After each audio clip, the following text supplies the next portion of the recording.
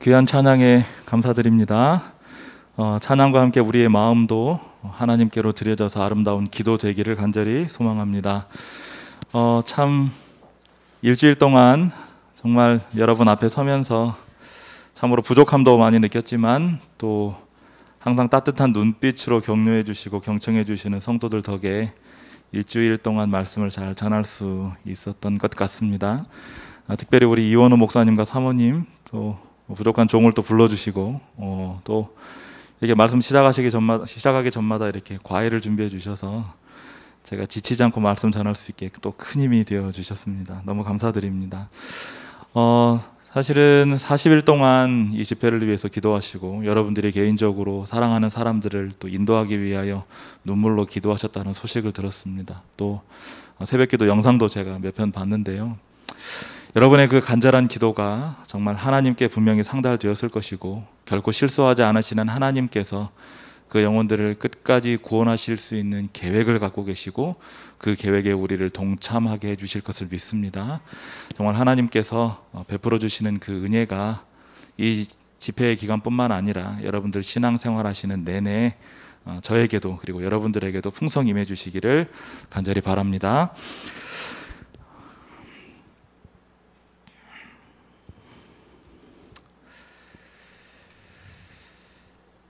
오늘은 한 주의 집회를 마무리하면서 마지막 주제로 큰 소망을 통해 배움이라는 제목으로 함께 말씀을 나누도록 하겠습니다.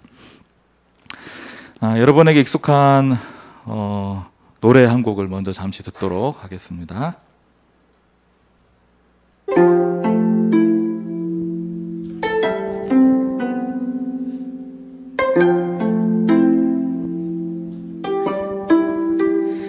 이 풍진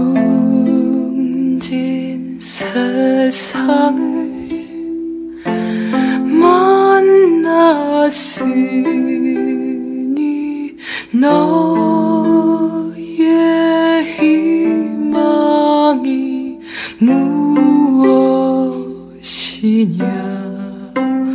부귀와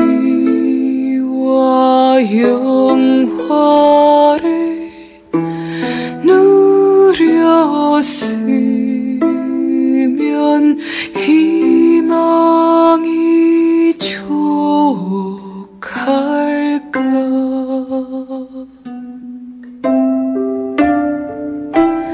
푸른 하늘 밝은 달 아래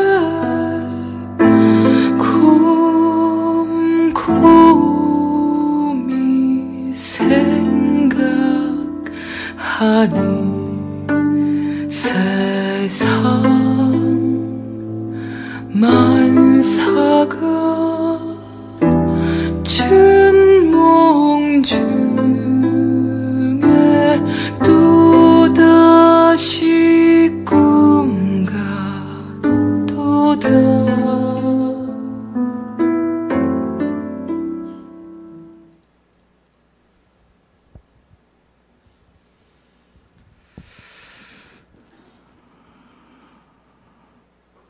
이 노래 제목은 놀랍게도 희망가입니다.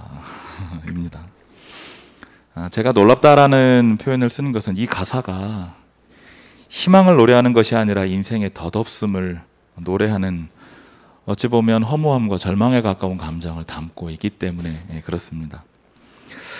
우리나라에서는 1930년대에 크게 유행한 대중가요의 고전처럼 알려져 있지만 원래 이 곡의 원곡은 1850년에 영국의 춤곡을 바탕으로 미국의 제레미 인갈스라는 작곡가가 작곡한 우리가 집으로 돌아올 때라는 제목의 찬송이라고 해요.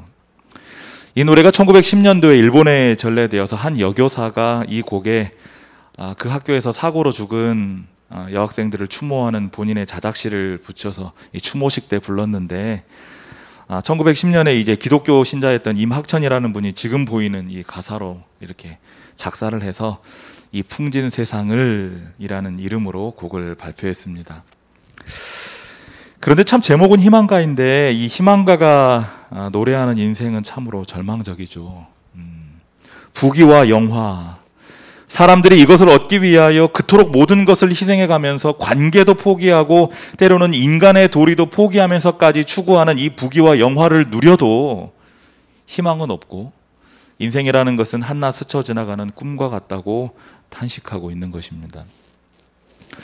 우리는 이와 비슷한 이야기를 솔로몬의 입을 통해서 듣습니다. 내가 해 아래에서 행하는 모든 일을 보았노라. 보라, 모두 다 헛되어 바람을 잡으려는 것이로다. 이 세상의 모든 것, 내가 희망을 두고 쫓았던 모든 것이 다 헛되고 바람을 잡으려는 것과 다르지 않았다라고 그는 이야기하고 있는 것이죠. 안타깝게도 많은 사람들이 절망을 이야기하는 시대에 우리가 살아가고 있습니다. 경제가 어렵고 특히 젊은이들은 일자리 얻기 힘들다는 말이 더 이상 뉴스가 아닌 것처럼 정말 너무나 당연한 이야기처럼 전해집니다. 코로나 바이러스로 인한 전 세계적인 고통이 이어지고 있습니다. 뭔가 더 물질적으로는 풍요해진 것처럼 보이지만 점점 더 우울감과 무기력을 호소하는 사람들이 늘어납니다. 희망적인 요소를 찾기가 어려운 세상인 것이죠. 하지만 한편에서는 이러한 절망을 이야기하고 있음에도 불구하고 어떤 사람들은 오랫동안 꿈꾸던 일들을 이루고 성공해서 많은 사람들의 부러움과 찬사 속에서 행복해 하기도 합니다.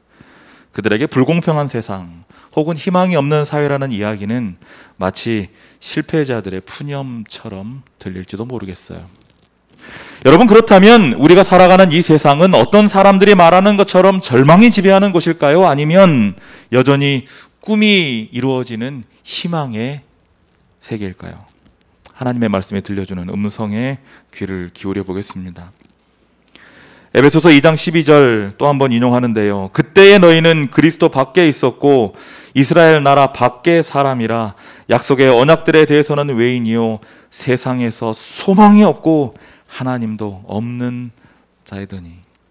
이 말씀은 바울이 한때는 이방인이었지만 이제는 그리스도인이 된 성도들을 향해서 너희가 예수 그리스도를 알기 전의 상태가 얼마나 안타깝고 비참한 상태였는가에 대해서 말하고 있는 이야기입니다. 그때를 기억하라는 의도로 하는 이야기예요. 그런데 바울이 뭐라고 말합니까? 너희가 세상에서 무엇이 없는 자다? 소망이 없는 자가 아니었느냐라고 묻고 있는 것입니다. 그런데 이런 바울의 말에 즉각적으로 다른 생각을 이야기하는 사람이 있을 수 있습니다. 심지어는 하나님을 믿고 있는 우리들 중에서도 바울의 이 말에 반론을 제기할 사람이 있을지도 모르겠어요. 왜 그렇습니까? 왜냐하면 어떤 사람들은 지금 우리가 모여서 예배하고 있는 이 순간에도 자기의 꿈, 자기의 소망을 쫓아서 쉬지 않고 달려가고 있기 때문에 그렇습니다. 그들이 가진 꿈과 소망을 위해서 어떤 이들은 지금도 최선을 다해서 공부를 하고 있고 어떤 사람들은 더 많은 재물을 쥐기 위하여 지금도 일하고 있고 어떤 이들은 보다 멋진 자신의 모습을 가꾸기 위하여 지금도 땀 흘리고 있기 때문에 그래요.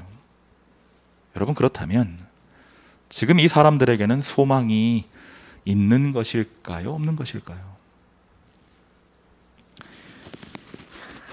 재림교회 학자 사무엘레 바키오키 박사는 이 문제를 다루면서 두 종류의 소망에 대한 언급을 합니다.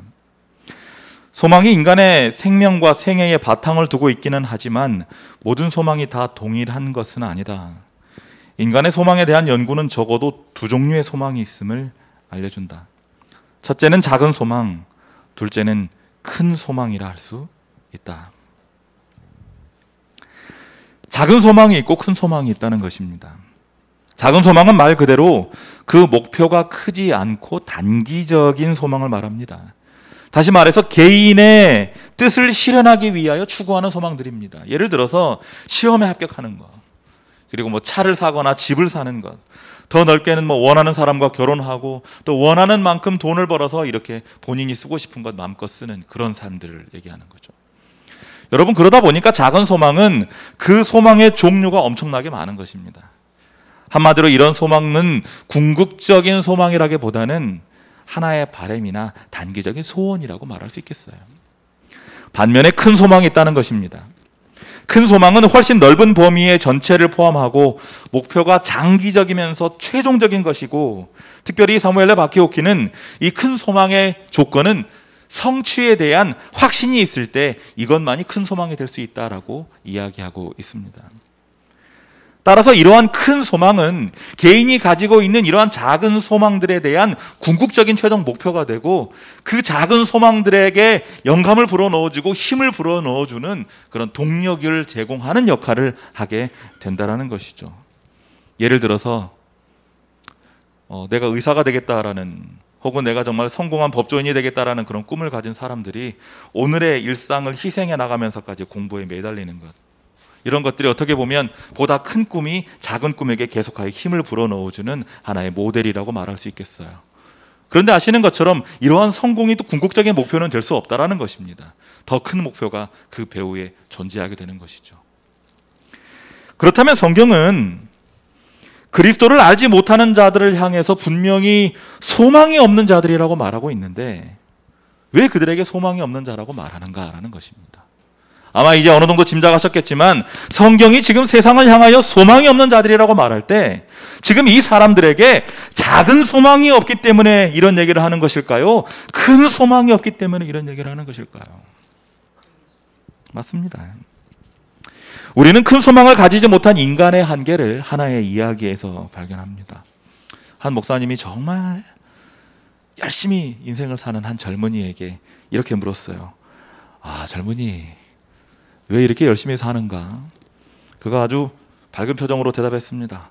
저 열심히 일해서 돈을 많이 벌려고 그럽니다. 그 다음에는 예쁜 아내 만나서 결혼할 겁니다. 목사님이 계속 물어요. 그 다음에는 귀여운 자식들 낳고 행복하게 살아야 되겠죠. 그 다음에는 아이들 키우려면 계속해서 일해야 할 거고, 그러다 보면 승진도 하고 월급도 많이 오르지 않겠습니까? 그 다음에는 어떻게 될 것 같아? 어느 순간에는 은퇴를 하게 되겠죠. 그 다음에는 청년의 얼굴이 점점 어두워지기 시작했어요. 스스로도 끝이 어떻게 될 것인지를 알고 있기 때문에 그런 것입니다. 그가 정말 착잡한 표정으로 이렇게 답합니다. 결국 나이가 많아서 죽게 되겠네요. 목사님은 더 이상 묻지 않았습니다. 왜냐하면 이 청년은 이미 심각한 표정으로 자신이 추구하던 인생의 결국이 무엇인지에 대하여 뼈저리게 느끼기 시작했기 때문에 그랬습니다. 성경이 이방인들, 다시 말해서 하나님을 알지 못하는 자들을 소망이 없는 자들이라고 단정 짓는 데에는 이유가 있습니다. 왜냐하면 그들이 품은 모든 소망은 그 끝이 허무한 것이 될 수밖에 없고, 또 무엇보다도 그들의 소망이 성취될 것이라는 확신을 줄 수 없는 소망들이기 때문에 그래요. 단지 순간을 만족시키는 작은 소망은 넘쳐나고 있지만, 정작 가져야 할, 있어야 할 큰 소망이 부재한 삶이 바로 그들의 삶이기 때문인 것입니다. 여러분, 소망은 단순한 기대와는 다릅니다. 기대라는 것은 확신 없이 마음속으로 가지는 하나의 바람이지만, 소망이라는 것은, 특히 우리가 이야기하고 있는 이 참 소망이라는 것은 분명히 이루어질 것에 대한 확신을 가지고 바라보며 기다리는 것이기 때문에 그런 것입니다. 여러분, 그렇다면 인간에게 주어진 가장 큰 소망은 무엇이겠습니까? 이제 잠시 하나님의 말씀으로 들어가 볼 텐데요. 여러분, 사실 성경은 여러 가지 소망에 대해서 말하고 있지 않습니다. 성경이 말하는 소망은 언제나 한 분에게 집중되고 있어요. 자, 구약과 신약의 몇 말씀들 속에서 이 사실을 확인해 보겠습니다. 다윗은 시편 39편과 62편에서 이렇게 말합니다. 주여, 이제 내가 무엇을 바라리요? 나의 소망은 누구께 있습니다? 주께 있나이다라고 말합니다. 나의 영혼아, 잠잠히 하나님만 바라라. 무릇 나의 소망이 그로부터 나오는도다. 다윗은 자신의 소망이 하나님 안에 있고 그분으로 나온다고 말하고 있습니다. 신약에서도 이런 기록은 어렵지 않게 찾을 수 있는데요. 사도 베드로의 이야기입니다.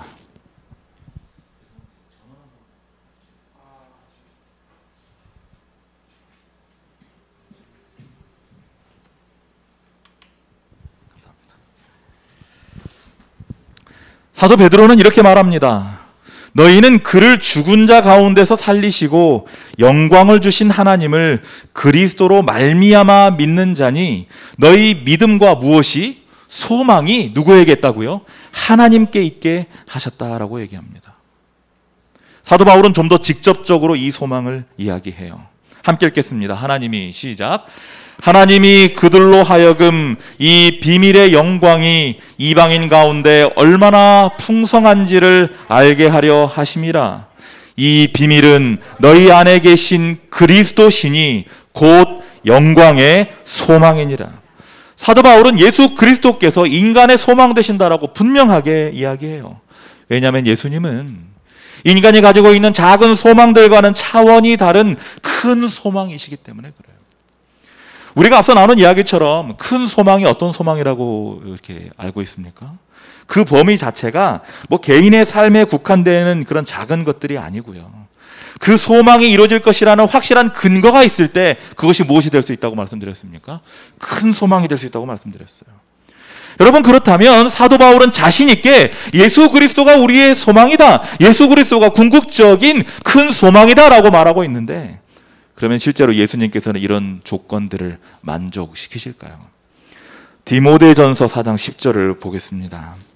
이를 위하여 우리가 수고하고 힘쓰는 것은 우리 소망을 살아계신 하나님께 두미니 곧 모든 사람, 특히 믿는 자들의 구주시라. 예수님은 우리의 소망이 될 수 있다는 것입니다. 왜요? 그분께서는 모든 믿는 사람의 구주가 되시기 때문에 그래요. 모든 믿는 사람들에게 생명을 가져다 주시는 큰 소망이 되실 수 있는 것입니다. 한 개인의 소망이 아니라 모든 인류를 품으시는 큰 소망이 되시는 분이 바로 누구셔요? 예수님이라는 것입니다. 또 하나의 이유가 있어요. 히브리서 13장 8절입니다. 예수 그리스도는 어제나 오늘이나 영원토록 뭐 하시다라고 얘기하고 있습니까? 동일하시다.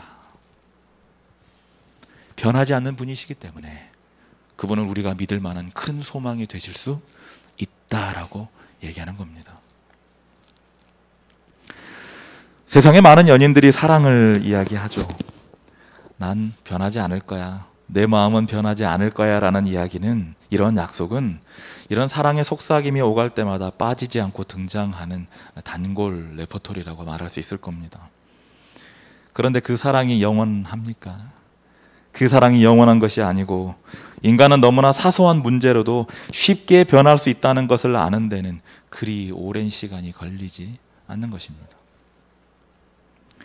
변하는 것은 관계뿐만이 아니죠. 우리를 언제나 문제없이 원하는 곳으로 데려다 줄 것으로 생각했던 자동차도요, 언제나 잘 작동할 것이라 생각했던 컴퓨터나 스마트폰 같은 기계들도 어느 순간 변해버리는 것입니다. 말을 듣지 않는 순간이 오는 거예요. 결정적으로 누구도 변해버립니까? 나 자신도 변합니다.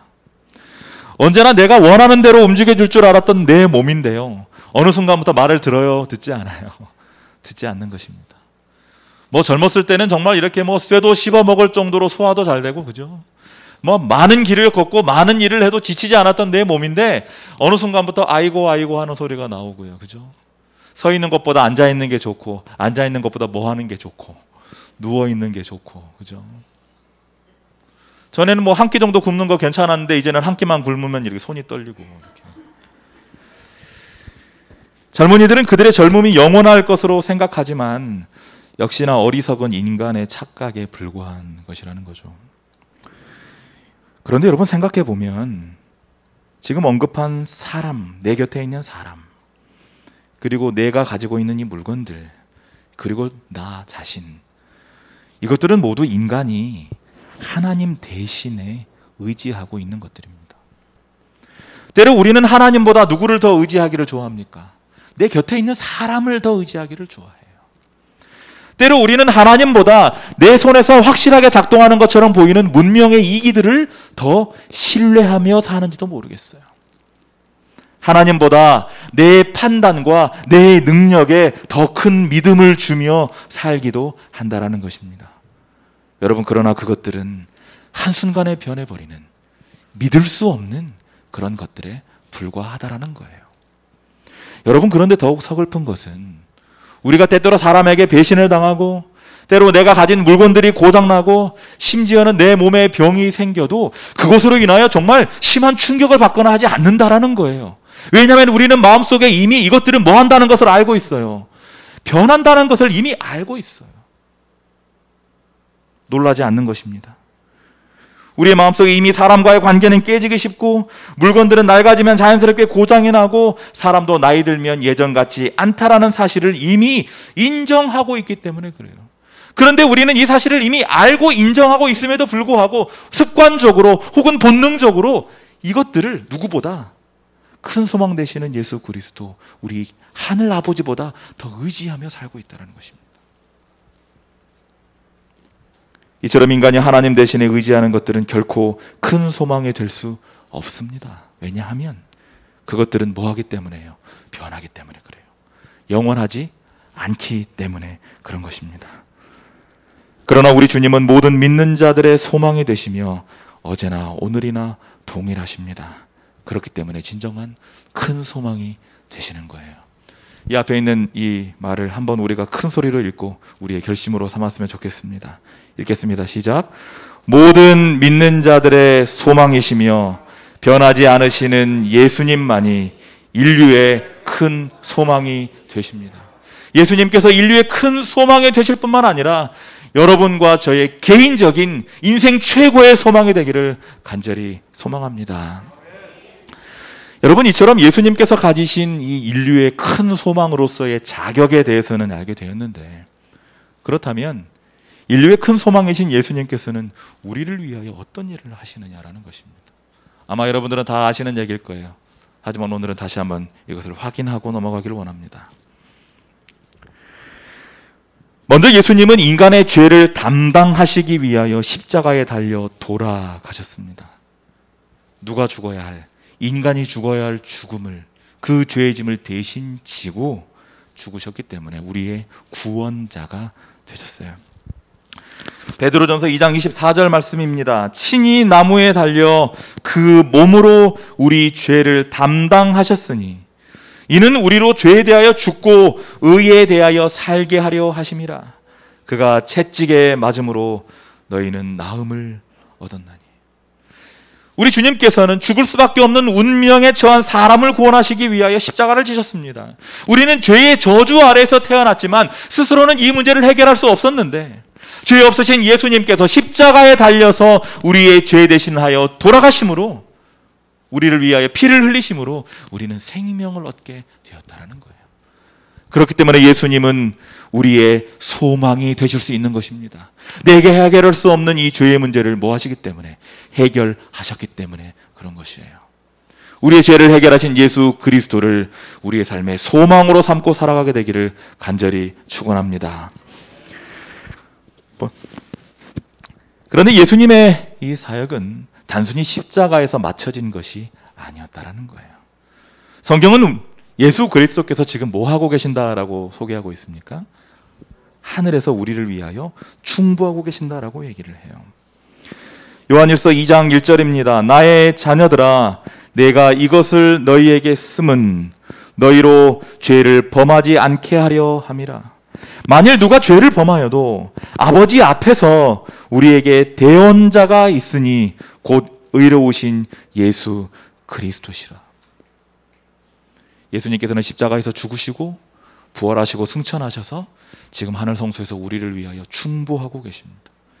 의로우신 예수님께서 우리를 위하여 중보하고 계시기 때문에 지금 우리가 하나님께 기도할 수 있는 것이고, 우리의 기도가 하늘에 상달될 때 우리의 기도가 응답되어 우리가 삶에 필요한 모든 것들이 채워지며 우리의 소원들이 성취되는 그런 역사가 그리스도인의 삶에서 반복되어 일어나는 것입니다. 그렇기 때문에 그분은 우리의 무엇이 될 수 있어요? 소망이 되실 수 있어요.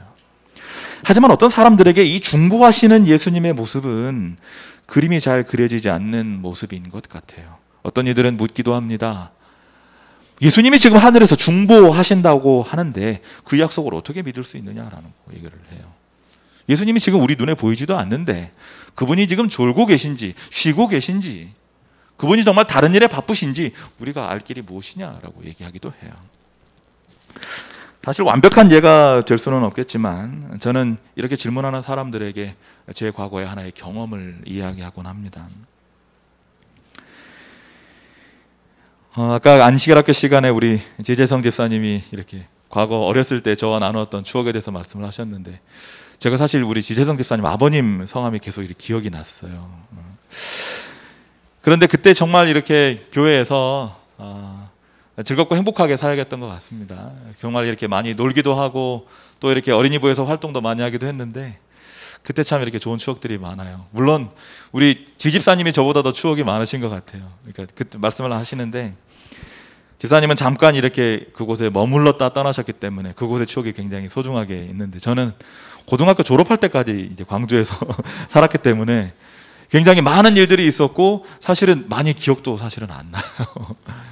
그럼에도 불구하고 함께 대화를 하면서 옛날 생각하고 이렇게 사랑을 나눌 수 있어서 참 감사하다는 생각이 들었습니다.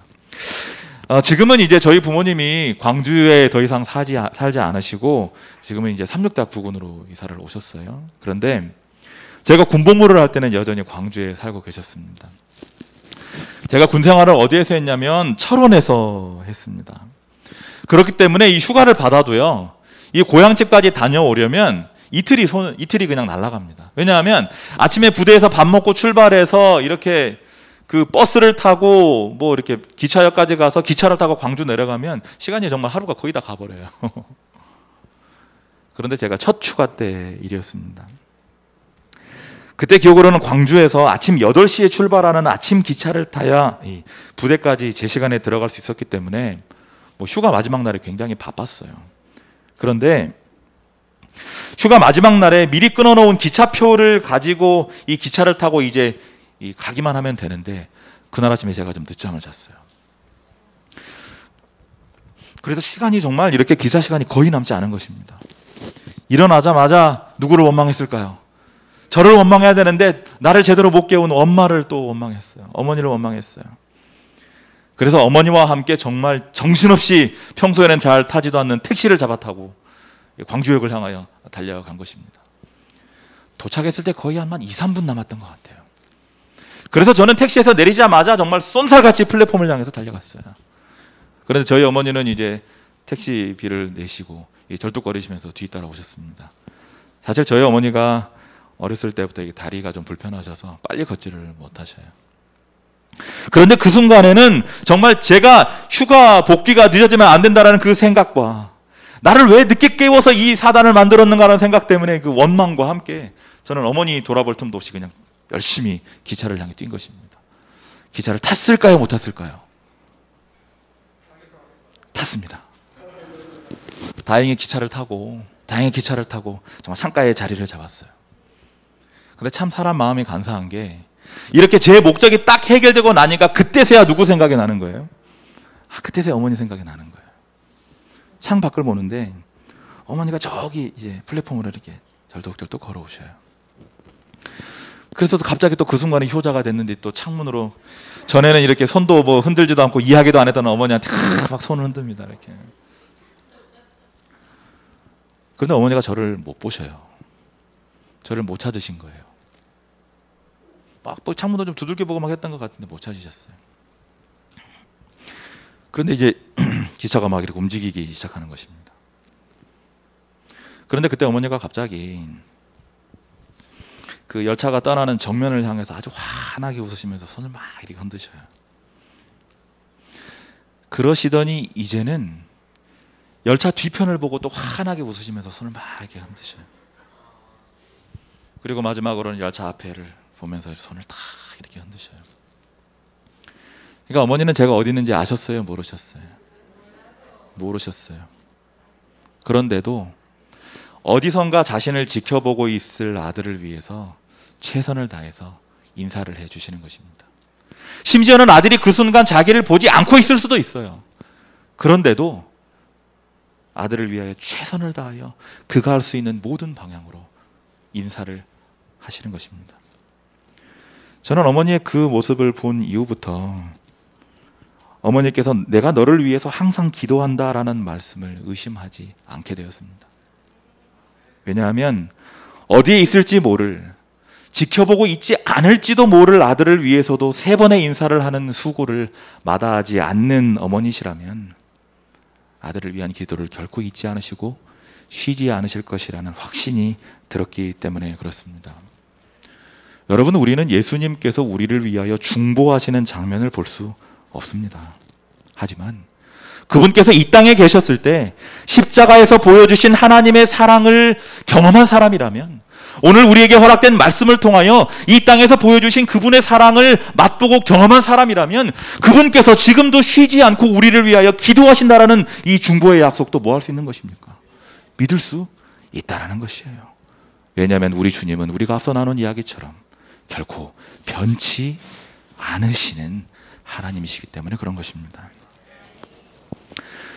여러분, 그런데 큰 소망이신 예수님께서 인류를 위해 준비하신 선물은 아직 다 드러나지 않았어요. 아직 남은 선물이 있다라는 것입니다. 죄를 위한 속죄도 이미 드려졌고 중보도 지금 계속되고 있지만 아직 펼쳐지지 않은 인류의 소망이신 예수님께서 우리를 위하여 하실 일이 아직 남아있다라는 것입니다. 그것이 바로 무엇일까요? 그것은 바로 재림인 것입니다. 이와 같이 그리스도도 많은 사람의 죄를 담당하시려고 단번에 들이신 바 되셨고, 구원에 이르게 하기 위하여 죄와 상관없이 자기를 바라는 자들에게 두 번째 나타나시리라. 여러분 아시는 것처럼 이 본문은 예수님의 초림과 재림이 모두 드러나 있는 말씀입니다. 예수님께서 초림하신 이유는 본문이 말하고 있는 것처럼 많은 사람의 무엇을 감당하시기 위하여, 죄를 담당하시기 위하여 초림하셨습니다. 죄 때문에 이 땅에 오신 거예요. 그러나 예수님의 다시 오심은 더 이상 죄와는 상관이 없다라는 것입니다. 왜냐하면 예수님의 재림 전에 마쳐질 대속죄일 봉사를 통해서 속죄의 모든 과정은 끝날 것이기 때문에 그렇습니다. 예수님께서 다시 오시는 이유는 더 이상 죄와 관련되어 오시는 것이 아니에요. 다시 오시는 이유는 단 하나인 것입니다. 누구를 데리러?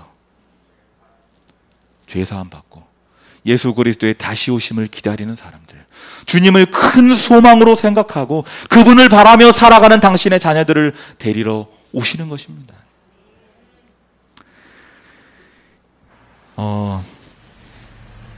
지금 흐르고 있는 장면은 이 용기와 구원이라는 기독교 영화의 시작 장면인데요. 한 남자가 기름을 넣으러 이제 주유소에 들어옵니다.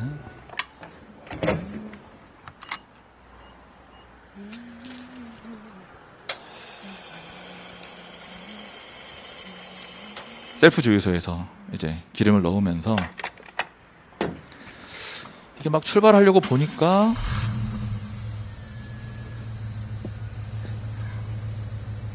창문이 좀 이렇게 깨끗하지 않아서, 그죠? 창문을 닦으려고 하는데 비눗물이 없었던 것 같아요. 그런데 어떤 일이 벌어진지 보십시오.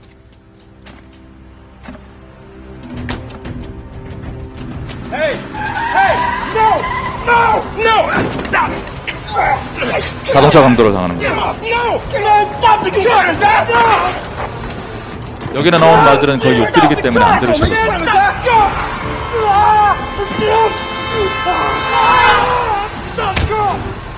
그는 끝까지 이 차를 포기할 수가 없습니다.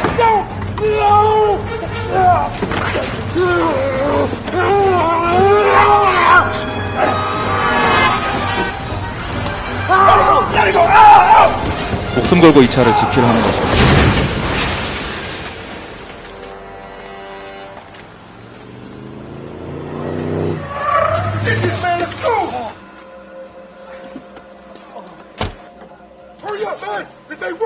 강도는 도망가 버리고. Sir, are you okay? Are you okay? Just lay still. We're calling for help. We're getting help. Don't worry about the car. 차에 대해서 걱정하지 말라고 하는데 자기가 걱정하는 거 그게 아니라고 얘기를 해요.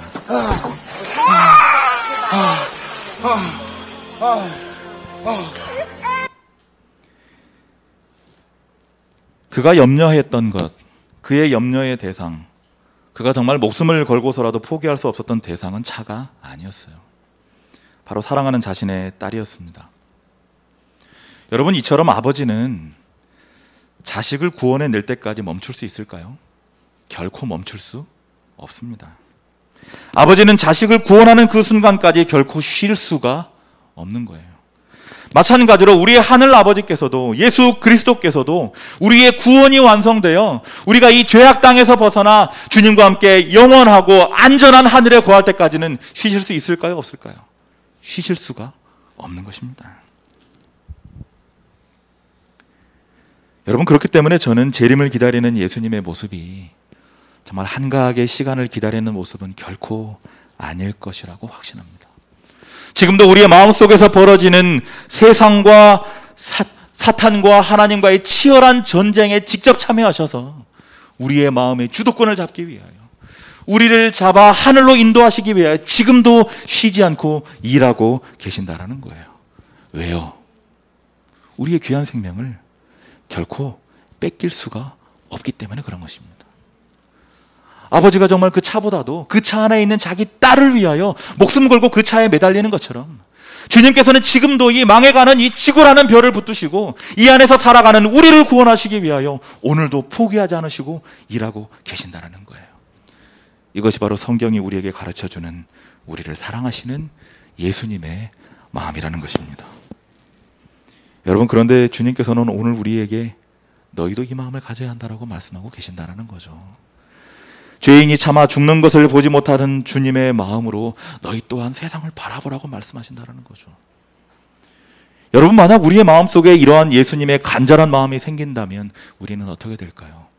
나가서 전하게 되는 것입니다. 만약 내가 사랑하는 사람이 이 지구라는 망해가는 이 운명에 포함되어서 정말 갈 길을 알지 못하고 방황하고 있다면 우리가 예수 그리스도의 마음으로 그들을 구원하기 위하여 포기하지 않고 애쓰는 일이 벌어지게 된다는 거예요. 왜요? 우리의 모델이신, 우리를 사랑하시는 예수님께서 세상 끝까지 우리를 포기하지 않으실 것이기 때문에 그래요. 그리고 우리가 예수님의 마음을 갖게 된다면 예수님이 그러신 것처럼 예수님이 사랑하는 그 영혼들을 포기할 수가 없게 된다는 것입니다. 이렇게 당신의 자녀를 포기하지 않으시는 주님, 반드시 약속을 지키시는 신실하신 하나님께서 내가 다시 올 것이라는 약속을 주셨기 때문에 재림은 우리의 소망이 될 수 있는 것입니다. 재림은 우리의 삶에서 반드시 이루어질 영원하며 큰 소망이 될 수 있다는 것이죠. 여러분, 생각해 보십시오. 재림의 날에 이 땅에서 사람들이 자랑했던, 이 땅에서 사람들이 품었던 모든 소망은 다 사라질 것입니다. 그죠? 사람들이 자랑하던 재산들이 한순간에 다 사라질 거예요. 사람들이 자랑하던 건강이 사라질 것입니다. 젊음이 사라질 것입니다. 모든 것이 사라질 거예요. 그런데 그 순간에 하나는 남을 겁니다. 무슨 소망이 남습니까? 재림의 소망만이 그때에 남을 것입니다. 주께서 재림하셔서 우리를 데리고 영원한 하늘에서 함께 살 그 영원한 소망만이 이 땅의 마지막 날 우리의 눈앞에 현실로 드러날 것이며 유일하게 남을 소망이 되실 것입니다. 여러분, 그렇기 때문에 우리가 한 주 동안 나눴던 하나님의 인생 수업, 하나님께서 우리에게 바라시는 궁극적인 뜻은 무엇이겠습니까? 너희가 인생의 여러 가지 질고 속에서도 나와 함께 이 신앙의 길을 걷자라는 거예요. 나와 함께 이 신앙의 길을 걷다가 내가 너희를 결국 포기하지 않으니 너희도 나를 포기하지 않고 끝까지 붙들다가 언젠가 다시 오실 그 재림의 날에 나와 함께 영원히 살자라는 것이 주님께서 인생에 바라시는 영원한 소망이며 뜻이라는 사실을 우리는 기억해야 하는 것입니다. 사랑하는 성도 여러분, 우리의 소망이 현실이 되는 그날, 그 자리에 함께 있고 싶지 않으십니까? 그 자리에서 오늘 이 자리의 모든 성도들, 그리고 방송을 통하여 함께 말씀을 들은 모든 분들이 한 자리에 모여 주님의 이름을 찬양하며 함께 기쁨을 나눌 수 있게 되기를 간절히 바라면서 말씀을 마치겠습니다.